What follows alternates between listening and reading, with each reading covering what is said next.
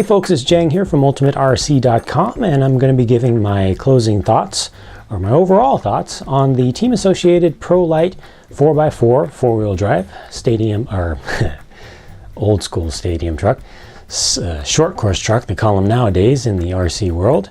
I'm not going to be doing my usual heavily edited review style video on this one because I just don't have the time coming up anytime soon. So rather than delaying that for an unknown amount of time, I'm just going to give you the exact same amount of information, the exact same info, in a more casual format. I've already put up all of my driving videos. Does not cover, I'd say it covers about half of the driving. No, probably more like between a third and a quarter, closer to a third of the driving that I've done with the raw driving footage samples that I've already got up on YouTube. So you can see how this thing drives. I've got footage of it driving stock, I've got footage of it driving with $0 mods, and I've got footage of it driving with just a little bit of more basic tuning changes that require some investment.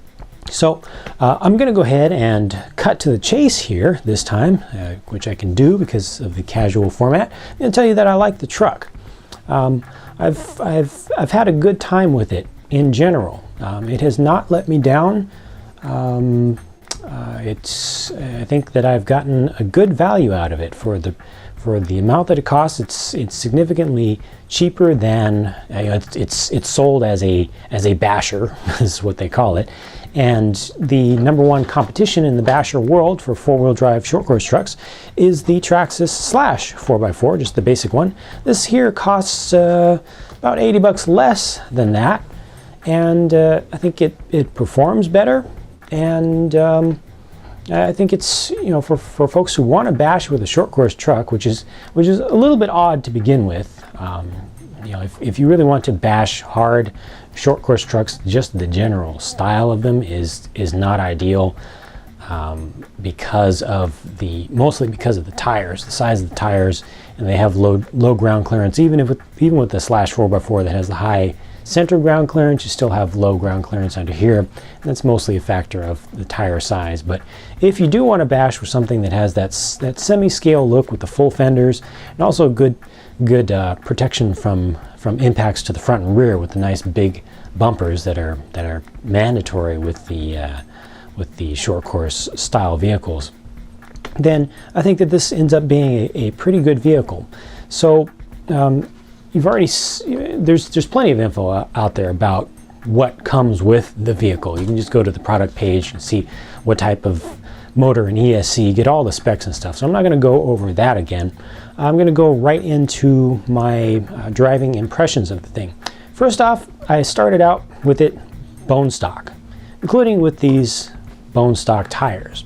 And tires are something that I always tend to rant about when companies give you tires that are unnecessarily terrible, that are unnecessarily, oh, that's a new word, all right, unnecessarily terrible even, because there's no reason, there's no excuse for components on an RTR vehicle, no matter whether it's a race-ish vehicle or just a plain fun basher. Your tires should be at least usable. You shouldn't have to throw them away immediately if you want to get any traction anywhere.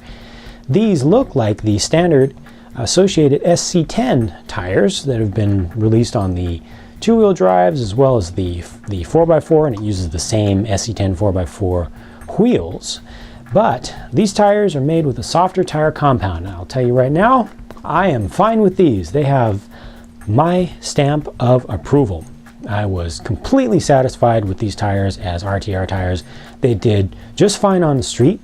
They did just fine even on loose dirt. I did some driving on loose dirt and on some gravel and stuff, and they're okay. They're not great, but for stuff that comes with an RTR, I'm perfectly happy with those. So no complaints there. I did eventually change them out for some track driving. Let me just reach over here and show you what I got instead. I got some ProLine blockades on the ProLine Pro Track offset. So SC10 4x4 or low-C SCTE or Associated, or ProLine ProTrack offset standard short course wheels will fit on this thing. So I went with blockades just because they're kind of an intermediate compound or tread, something that would last a while, so I wouldn't have to basically just burn through them just for this test and then end up having to get some more for the next vehicle that I want to drive.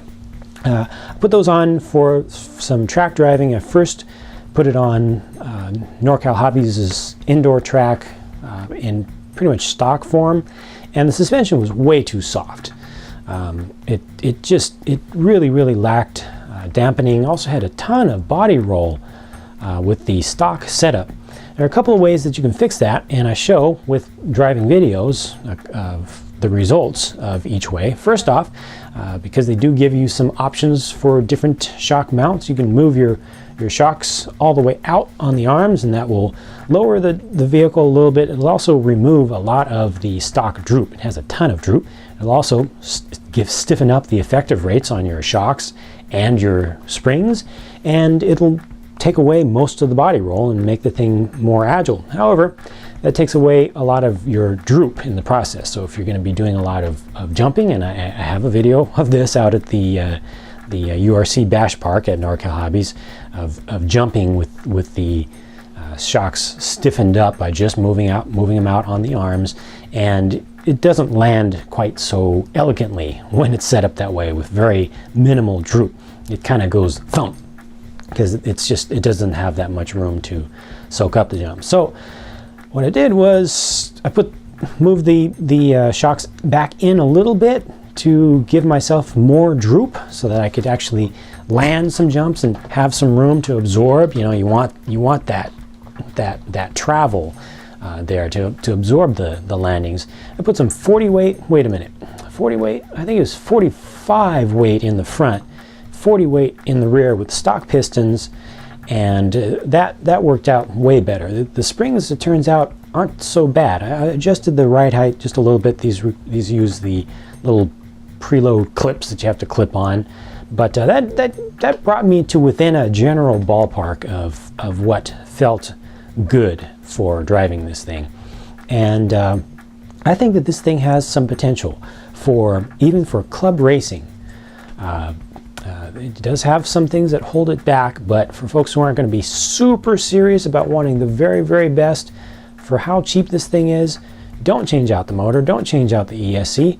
I don't even think you need to change out the servo. To be honest with you, the servo for an RTR, for a low-end setup, it's working pretty well for me. Eventually it'll go out if you punish it. But while I'm talking about servo and steering, let me get to the first thing that I did not like about this vehicle, and that is this. There's a lot of play in there, and if you're a racer, if you're running on a track, you know, where you're really trying to get specific lines, I think you'll be able to feel this on the track. I think I felt it on the track. There are a number of things that can contribute to poor steering response or inconsistent steering response, including the latency of the radio, how fast the servo itself is, torque of the servo, even servo saver. And I felt like there was some springiness and a little bit of inconsistency to the way that the thing carved around corners, and I wasn't a big fan of that. I thought that I could get rid of a bunch of that, or at least a fair amount of it, by changing out the steering servo saver, which I'm going to pull out of a bag over here right now. The stock one is here. Let's see. There it is. So this is like a Tamiya style servo saver with the bands, the springy bands that go around it. Non-adjustable, goes right on the horn, and I generally don't trust these things, and they're usually pretty weak. But this one has some extra bands of steel inside of it, and I switched out for a Kimbrough gas truck heavy duty servo saver, which is what you see on there right now, and I didn't feel a difference. So I think that the stock steering servo saver is okay, but this here, not so okay. And the main culprit here for this amount of play that's in there is just ball ends, the ball cups. They have some play around the ball studs. The ball studs here have a 4.85 millimeter diameter. So if you're familiar with the standards for ball studs and ball cups, hopefully you'll be able to find what would be good replacements for those. Otherwise, you can just get some alternate sets for yourself of another standard and switch those out. All the ones that connect to the steering, at least. The ones on the suspension for the camber links have play also, but I felt like that didn't have as much of an effect on the handling of the vehicle as this right here. So this is a negative thing. It's not a thing that kills it, not by any means. It's still a very enjoyable vehicle, and if you're only bashing, or if you're just running in like rookie class or something like that, occasionally messing around with racing more for fun than to be serious, it's all going to be fine. But if you want to try to make something a little bit more of this, that's definitely an area that you're going to want to work on. What else did I have as an issue for driving? That, really, that was the main thing that was troublesome for me for its driving characteristics, and that allows me to go ahead and move on to durability. How well has this thing stood up?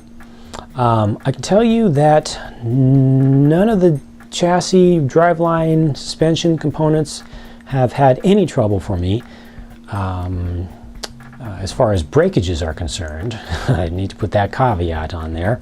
However, I have had a number of times that drive cups on the center drive line have come loose. So, taking this right off here, up in there's a drive cup. You can see it's steel.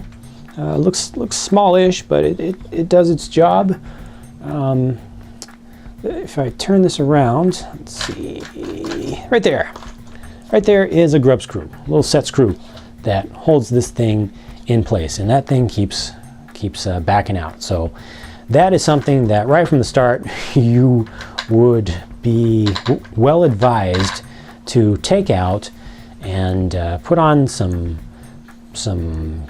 like purple Loctite, mix blue and red Loctite together to make something that's a little extra strong. Make sure you clean it off first if there's any grease on there from the assembly process, and make sure that thing is not going to come off again. I have not taken apart the entire center drive line to see if there is a proper flat spot on this shaft. If there's not enough of a flat spot there, that's definitely something that's going to contribute. It didn't feel like there was much. It felt like there was some, but I didn't confirm whether there was a full-on flat spot or if it was just kind of an indent from the screw. Same thing up here at the front. It actually uses a larger grub screw here, but as I turn it around, there we go. You can see it's a bigger one right in there, but that one also backed out. I also had one of the rears back out on, I forget if it was the left or right side, but on the diff output. So those are the things that come apart on their own, and you'll find that if they back out, it'll start to feel like you've lost traction on the vehicle, like it'll start spinning out a lot, because you'll basically go to either rear-wheel drive or front-wheel drive. I think most of the time you go to just rear-wheel drive, because both this one and this one contribute to giving you drive to the front. So those are things to watch out for. Not breakages, just things that back out and need some proper thread locking. Beyond that, I have bashed this thing pretty hard. I've crashed it quite a lot. Lots of cartwheels, lots of falling on every possible surface of the thing, 2S and 3S, and like I said, suspension has not failed on me at all, but what has failed on me repeatedly, I'm just gonna get into my bag of stuff here. Let's see if I can find some more broken ones for you. Oh, here's another. No, those are, I guess I threw away the rest of my broken ones, but the body posts, specifically less so the body posts themselves, but the body post mounts. So these tabs tend to just go. These pieces themselves tend to be the issue with this guy, and this is the set that you need to replace those with, but it's just stock replacements, 7118 from Associated. They're just stock replacements, and I've gotten the first batch of these when the truck was first released, and they weren't even available anywhere except directly from Associated. I've gotten them more recently. They seem to be the same material. So that is the problem. Both the front and the rear, the entire body post mount, those things have snapped off on me a number of times during intentional durability testing, and once, I forget if it's once or twice, on some crashes that were just along the way of normal driving, and that's a real bummer. That's a real disappointment. Fortunately, the way that these things are mounted, you just have a flat plate, essentially a flat plate with holes in it that these screws go through to hold on your shock mounts. It's the same thing, basically, front and rear.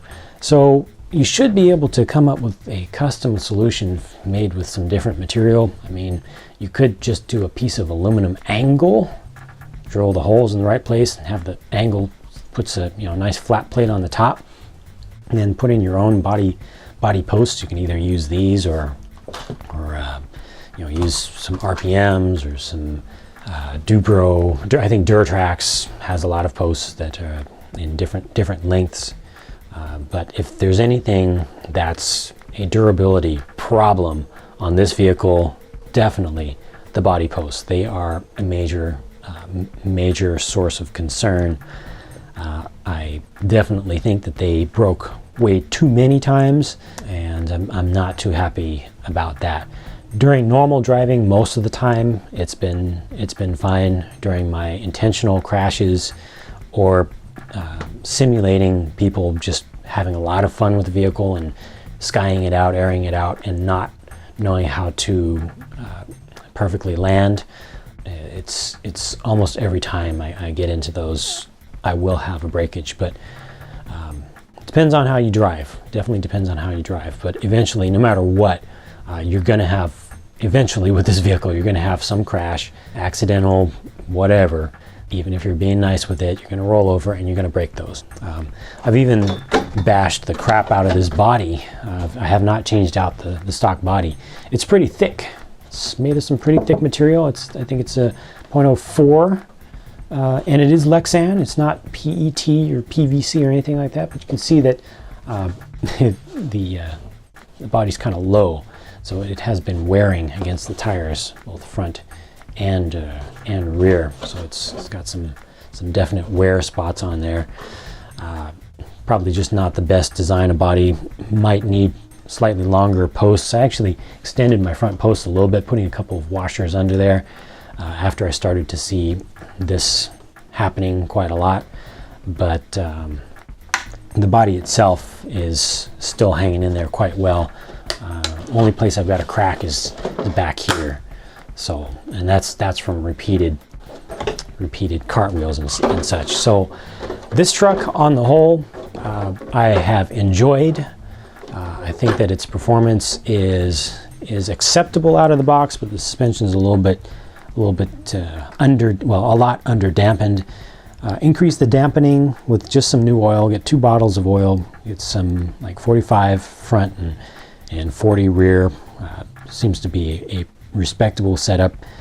Adjust your ride height to where you want it, and move your shock mounts out enough so that you reduce the droop a little bit, reduce the body roll a little bit by effectively stiffening this thing up. It's a pretty good budget, low budget truck. RTR motor, great for what it is. ESC, no problems yet, but never know how those things go long term.